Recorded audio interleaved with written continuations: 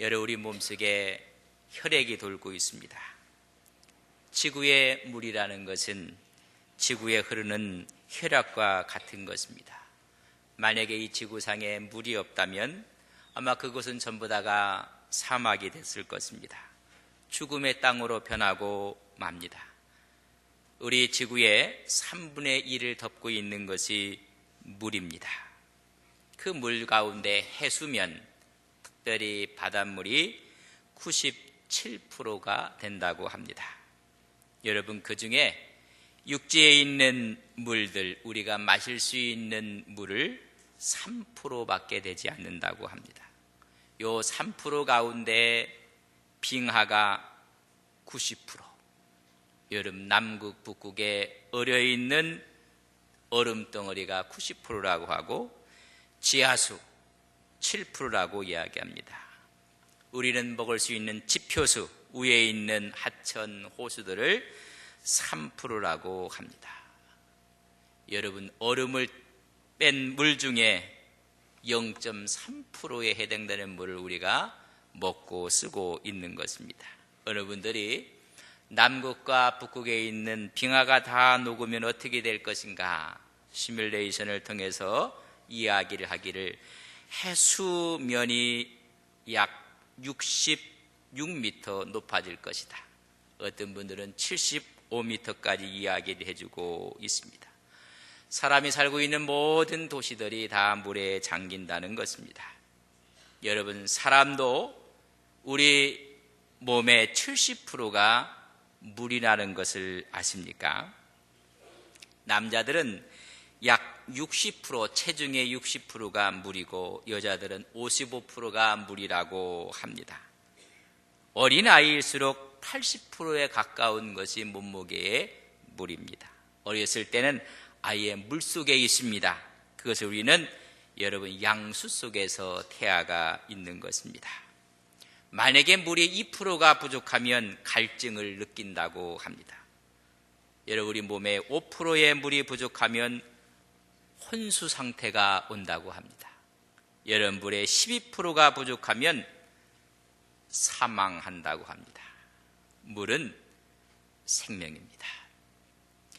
많은 물에 대한 효능과 중요성을 이야기하는 분들이 많이 있습니다. 여러분, 물을 오늘 많이 드시고 오셨어요? 여러분, 물을 자주 드셔야 됩니다. 물을 자주 드시는 분들은 여러분 변비도 생기지 않는다고 합니다. 여러분, 물을 많이 먹는 사람들은 충치도 예방이 된다고 합니다. 입속에 있는 찌꺼기, 남아있는 세균들을 물이 청소를 한다고 합니다. 수분이 모자라면 피부 노화가 빠르게 온다고 합니다. 그래서 물은 노화 방지를 위해서도 꼭 필요하다고 합니다. 옛날에는 물배를 채운다는 말을 했어요. 여러분, 다이어트 효과도 있다는 것입니다. 물을 먹으면 포만감이 생긴다는 것입니다. 그래서 음식을 덜 먹게 되고 오히려 물을 많이 마시면 체지방이 감소된다고 합니다. 여러분, 건조할 때 여성들이 보습제를 바르듯이 피부 또한 수분을 유지시켜줘야 된다고 합니다. 물을 자주 마시면 피부 미용에도 좋다고 합니다. 혹시 술을 마신 분들이 갈증을 느껴서 물을 찾기도 합니다. 왜 그런지 아십니까? 피부 혈관이 확장되어서 열을 발생하기 때문에 수분이 필요한 것입니다. 다시 말하면 해독작용을 한다는 것입니다. 한때 인터넷상에서 심장 전문가가 권고사항이 많은 사람들이 퍼나르면서 읽었던 기사가 있습니다. 여러분, 하루에 2리터 이상의 물을 마시라고 권고하고 있습니다. 음식을 아침, 점심, 또 저녁 시간을 맞춰 먹는 것처럼 물도 시간을 맞춰서 먹으면 좋다는 것입니다. 눈을 뜨시고 새벽에 일어나셔서는 냉수를, 우리가 물을 먹으면 내부 기관이 활성화된다고 합니다. 식사는 식사 전에 30분 전에 먹으면 소화를 돕는다고 합니다. 여러분, 혹시 샤워하고 목욕하기 전에 물을 마시면 혈압을 낮춰준다고 합니다. 취침하기 전에 물을 마시면 뇌졸중, 심장마비를 예방한다고 합니다. 여러분, 물이 이렇게 중요합니다. 근데 물이 섭씨 40도 때가 가장 물 무게가 무겁다고 합니다. 여러분, 4도씨보다 차갑든지 더웠든지 하면 물이 가벼워진다고 해요. 여러분, 냇가에 강가에 얼음이 옵니다. 여러분, 가장 무거운 물의 온도는 섭씨 4도입니다.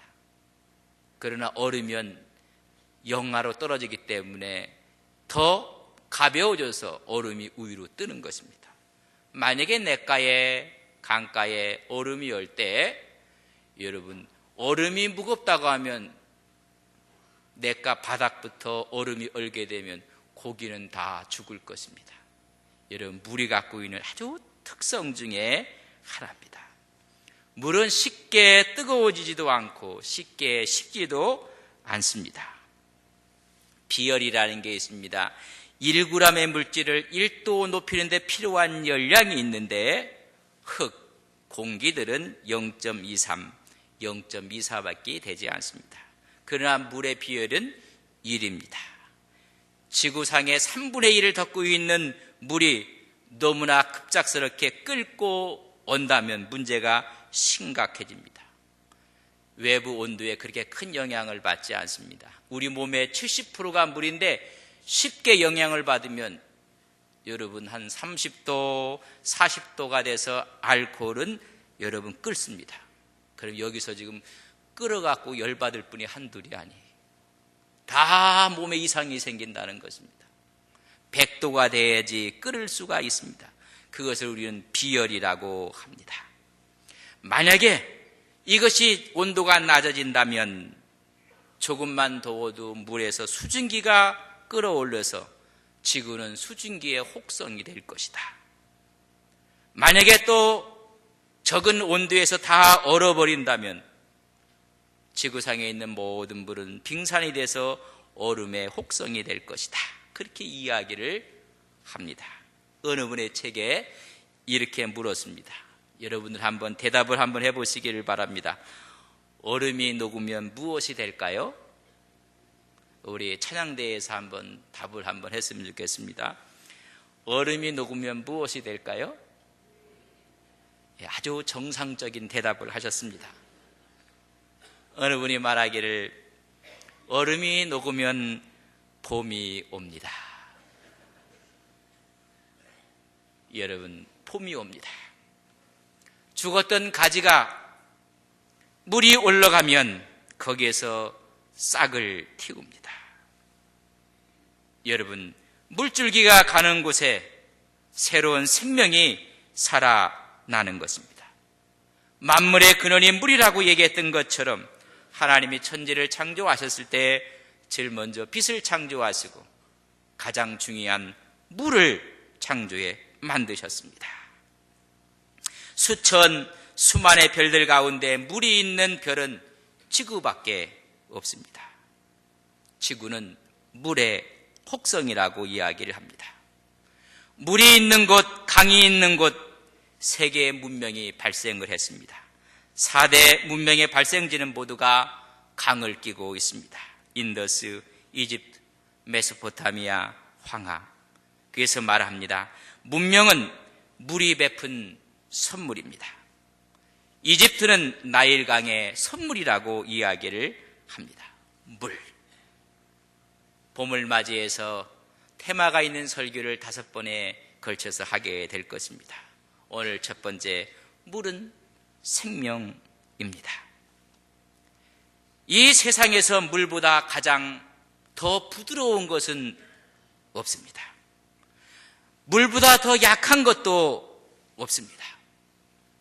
그러나 물보다 더 강한 것, 더 힘있는 것도 없습니다. 물난리가 나면 모든 것이 끝입니다. 홍수가 나고 쓰나미가 또 해일이 덮치면 모든 것을 다 걷어가고 맙니다. 초토화하고 맙니다. 가장 부드럽고 가장 약한 거지만 그것이 집약되면 가장 큰 힘을 나타냅니다. 많은 사람들이 그런 이야기를 해요. 약하고 어디 보면 무른 사람을 물 같은 사람이라고 합니다. 저 사람은 물이야. 근데 그 말은 두 가지 의미가 있습니다. 가장 강한 사람이요, 가장 힘 있는 사람이라는 것도 말하고 있다는 것을 아셔야 됩니다. 연세가 많이 드셔서 이제 노년에 보면 부드러웠던 혀는 그 자리에 그냥 있습니다. 그저 밥을 먹다가 깨물리고 그저 이리 치이고 저리 치였던 혀는 그냥 있는데, 연세가 높으신 어른들 보면 치아는, 제 치아를 갖고 있는 분들이 그렇게 흔하지 않습니다. 빼야 되고 문제가 생기고 다른 것으로, 그래서 임플란트를 하기도 하고 틀니를 하기도 하는 것입니다. 이유 극강이라고 했습니다. 부드러운 것이 강한 것을 이긴다는 것입니다. 세상에서 가장 up등되는 선이라는 것은 물과 같은 것입니다. 물은 만물을 성장하도록 이롭게 하기 위해서 남들과 다투는 적이 없습니다. 오히려 도와주고 그들을 살리고, 또한 물은 모든 사람들이 싫어하는 낮은 곳으로 흘러가서 그 자리를 잡습니다. 물은 모양이 없습니다. 그릇의 모양에 따라서 별 모양이 되기도 하고 삼각 모양이 되기도 하고 원도 되기도 하고, 여러분, 물은 아무런 힘도 없습니다. 가장 낮은 곳으로 가서 거기서 모물을 뿌립니다. 그러나 물이 있는 곳에는 생명이 살아납니다. 생명을 잉태하게 됩니다. 물이 있는 곳에는 꽃을 피웁니다. 열매를 맺게 하고 풍성함을 얻게 하는 것입니다. 그래서 물이 오른다고 합니다. 저는 여러분 10년 가운데 봄을 맞이해서 물이 오르시는 우리 안동서북의 온 성도님들이 되시기를 바랍니다. 이 물에 대한 환상이 오늘 에스겔에게 주었던 하나님의 환상입니다. 물이 흘러갑니다. 물이 흘러가는 환상을 바라봅니다. 에스겔서에 나온 이 환상은 포로로 잡혀갔던 에스겔이었습니다. 나라가 멸망당하고 말았습니다. 모든 것이 다 깨어졌고 소망이 없는 상황이었습니다. 하나님이 무능해서가 아니라 자기들의 죄라는 사실을 깨닫게 됩니다. 이 사실을 깨달은 후에 환상을 보는데 물이 흘러갑니다. 성전 문틈으로부터 물이 흘러갈 때 다 죽었던 광야들이 새싹을 틔우고 살아나는 역사를 오늘 보게 되는 것입니다. 겨울 내 죽었던 가지에서 봄이 돼 물이 오르면 새싹을 틔우는 것처럼 오늘 물이 흘러가고 있습니다. 그 물이 어디서부터 흘러가고 있는지 오늘 말씀을 함께 보겠습니다. 1절에 있는 말씀을 저랑 같이 한번 읽겠습니다. 1절입니다. 같이 읽습니다. 그가 나를 데리고 성전 문에 이르시니 성전의 앞면이 동쪽으로 향하였는데 그 문지방 밑에서 물이 나와 동쪽으로 흐르다가 성전 오른쪽 제단 남쪽으로 흘러내리더라. 하나님의 성전에서부터 성전 문지방에부터 물이 흘러나왔다고 말씀해 주고 있습니다. 근원지는 예루살렘 성전 문지방입니다. 여러분, 하나님의 보좌라는 것입니다.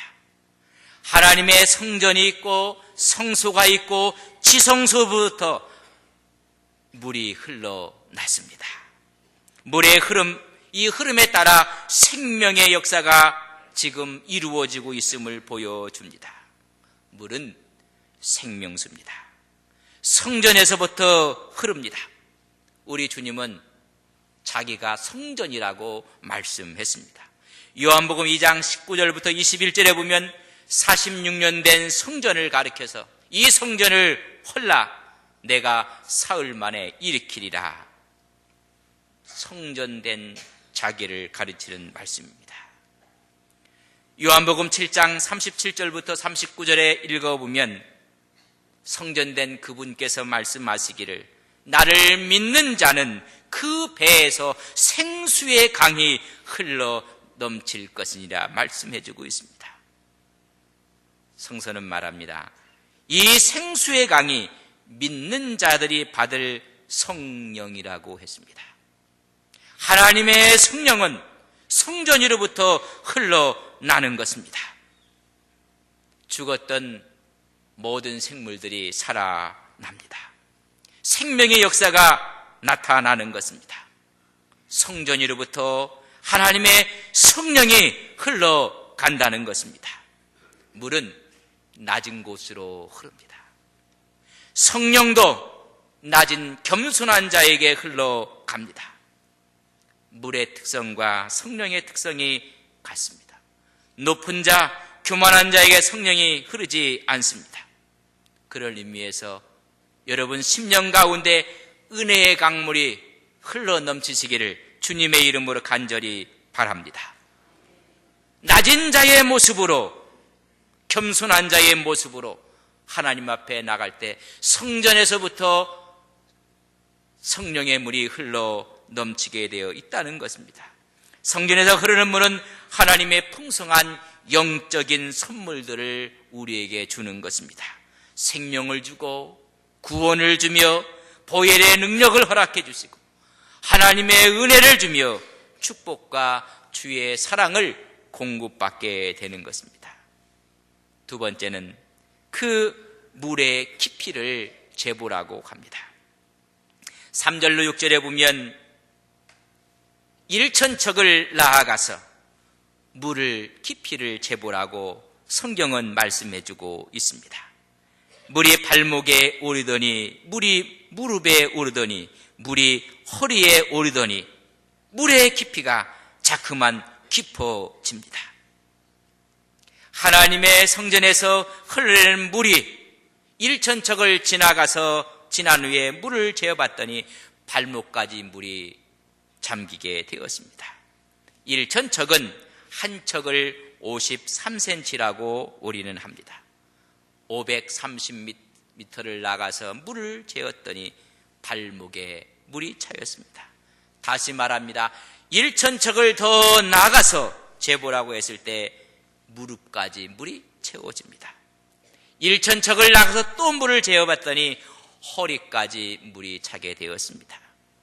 1천척을 더 나가서 재어보았더니 이제는 키를 넘기고 말았습니다. 성서는 말하기를 걸어서 건너지 못할 헤엄칠 물이라고 했습니다. 어느 사람들은 이렇게 이야기합니다. 발목의 물, 무릎의 물, 허리의 물, 나를 넘기는, 키를 넘기는 물이 있습니다. 여러분, 흘러넘치는 물이 어디까지 차야 될 것인가? 성전에서 흘러나가는 그 물이 자꾸만 깊어지고 넓어지고 오히려 충만해질 때까지 우리는 그 물의 양을 크게 해야 된다는 것을 말씀해 줍니다. 자꾸만 흘러갈수록 깊어졌습니다. 우리가 하나님의 은혜를 받으면 받을수록 성령 충만해진 하나님의 은혜가 우리를 덮어야 하는 것입니다. 어느 분들은 이것을 신앙의 단계라고도 이야기를 합니다. 어느 분들은 발목의 신앙을 갖고 있는 분들이 있습니다. 이 사람들은 자기 맘대로 돌아다닙니다. 자기 하고 싶은 대로 다 할 수가 있습니다. 발목까지 왔기 때문에 행동하는데 아무런 지장이 없습니다. 예수를 믿어도 내 생각대로, 내 맘대로 다 합니다. 그러나 물이 무릎까지 차면 좀 힘들기는 하지만은 내 주장대로 하는데 거칠 것이 없습니다. 더 깊은 은혜의 자리로 나아가면 이제 허리까지 물이 차면 내 마음대로 하기가 불편해집니다. 성령의 은혜도 있고 자아도 있고 절반입니다. 더 나아갔더니 걸을 수가 없습니다. 내 힘으로는 할 수가 없습니다. 이제 내 몸을 물에 맡김으로 부력의 힘으로 떠올라야 하는 것입니다. 수용을 할 수밖에 없습니다. 이제는 내 노력으로 걸을 수가 없습니다. 내 노력이 아닙니다. 내 힘이 아닙니다. 내 지혜가 아닙니다. 성령이 주도하는 삶이 되는 것입니다. 은혜가 우리를 전체를 덮을 때 은혜를 우리가 누리는 것입니다. 발목까지 있는 물을 갖고 우리는 누릴 수가 없습니다. 무릎에 있는 물을 갖고 우리는 그 물속에서 자유함을 느낄 수가 없습니다. 어느 분들은 말하기를 우리가 성령 안에서 은혜 안에서 얼만큼 누리고 사는 것인가. 발목, 무릎, 우리는 믿음 가운데 누리지를 못하고 있습니다. 모두가 내 노력이고 내 힘이고 내 지혜로 합니다. 그러나 깊은 은혜의 강가로 나가야 됩니다. 은혜 속에 있어야 됩니다. 하나님과 동행할 때 내가 하나님 안에 있는지, 하나님이 내 안에 있는지 하나님의 의식으로 살아가는 것입니다. 우리는 모두가 얕은 물가에 있습니다. 얕은 물가에 있는 사람들은 여러분 관심이 틀려요. 여러분 해변가에 가보면 깊게 들어가서 수영을 하는 사람들이 있는가 하면 해변가에서 왔다 갔다 하는 사람들은 아주 매력적인 옷을 입고 자기 수영 실력을 자랑하는 것이 아니라 몸매를 자랑하는 분들이 있습니다. 이런 사람들은 다 바닷가 얕은 데 있는 사람들입니다. 모든 관심이 사람에게만 있습니다. 몰려오는 파도에 오히려 넘어지고 겁을 냅니다. 물속으로 들어가면 들어갈수록 사람은 의식하지 않습니다. 은혜를 받으면 받을수록 성령이 깊이 체험되면 체험되어질수록 우리는 사람에게 그렇게 여러분 관심 또한 거기에 대해서 크게 요동치지 않는다는 것입니다. 저는 봄을 맞이해서 이 은혜의 강에 푹 잠기시는 우리 안동 서북의 온 성도님들이 되시기를 주님의 이름으로 간절히 바랍니다. 세 번째는 그의 물의 능력을 우리는 봐야 합니다. 이 강물이 흘러가는 곳마다 어떤 일이 벌어지는 것인가? 잘 보십시오. 예루살렘 성전 문지방에서 흘러나오는 물이 동쪽으로. 그래서 아라바까지 미쳐서 그것이 바다로 들어갔다고 말씀해주고 있습니다. 여러분, 예루살렘에서 서쪽으로 물이 흘러가면 지중해로 들어갑니다. 동쪽으로 흘러가면 거기에는 사해가 있습니다. 아라바 골짜기로 들어가서 사해로 물이 흘러 들어가는 것입니다. 그렇다면 예루살렘에서 아라바까지 사해까지 그 길은 전부 다 광야입니다. 메마른 땅입니다. 아무것도 살 수 없는, 생물이 존재할 수 없는, 물이 없는 황무지입니다. 성지를 갔다 오신 분들은 여리고에서 아라바 쪽 아니면 사해 쪽에서 예루살렘을 거슬러 올라가게 됩니다. 그것이 여러분 서쪽으로 올라가는 길입니다. 올라가면서 보면 전부 다가 유대 광야입니다. 다 메말라 있고 황폐한 곳입니다. 한여름에 가보면 정말로 보는 사람 마음이 다 탈 것처럼 아무것도 없습니다. 오늘 이 말씀은 뭐냐면 예루살렘의 문지방에서 나온 물이 동쪽으로 흘러갔다는 것은 그 동쪽은 전부 다가 광야입니다. 근데 어떤 역사가 일어났는지 7절 말씀을 저랑 같이 읽겠습니다. 7절입니다. 같이 읽습니다. 내가 돌아가니 강 좌우편에 나무가 심히 메말랐던 곳에 나무가 자라는 것을 보게 되는 환상을 봅니다. 거칠고 황무한 광야였습니다. 그러나 강물의 흐름으로 말미암아 강 좌우편에 열매 맺는 나무들이 자라게 되는 것입니다.